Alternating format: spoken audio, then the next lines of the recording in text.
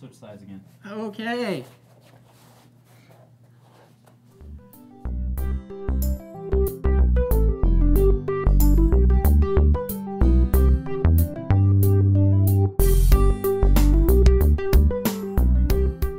Hey everybody, welcome to Seriously Lighthearted Yoga. We are expanding or continuing our rather headsy conversations this week with a little talk on stretch reflex in kind of layman's terms. So, what does that mean? How do we? So for you sciencey folks out there, we're talking about what's called the myototic reflex, but essentially what it is, I love that word. So what it is, this reflex that happens is when you lengthen a muscle, there are certain chemical changes that happen. The muscle begins to lengthen out. Different proteins are spreading the muscle out.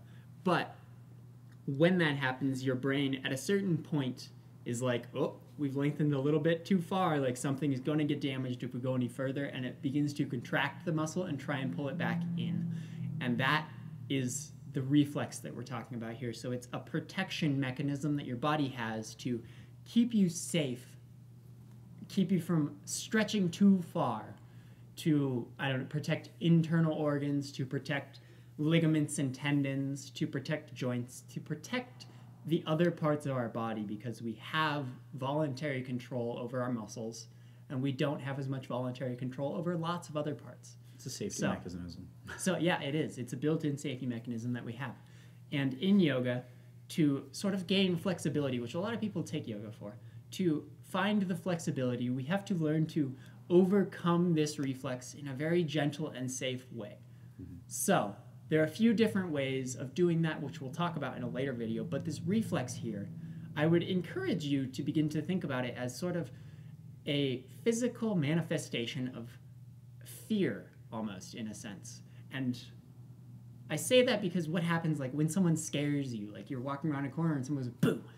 Like, yeah, you jump back, you get all tense up. Like, that is the same reflex. Your body's, like, trying to protect itself, pull everything in, keep everything safe. And that contraction is a protection mechanism.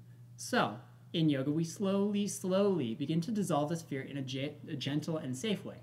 Why a lot of the teachers, again, going back to that video yesterday, a lot of teachers provide adjustments for you to give you a safer way of doing poses and things. But this does begin to dissolve. It is very possible for your body to habituate to these deepening in the muscles, the lengthening, and also to become familiar with the greater lengths that your muscles can reach. So, again, we're going to get into this in another video, but for now, know that this reflex is here, and doing yoga, you begin to slowly dissolve that. So we're, in a way, we're kind of talking about flexibility here. As you deepen your yoga practice, you will become more flexible. And again, what's specifically happening when you're becoming more flexible is you are combating the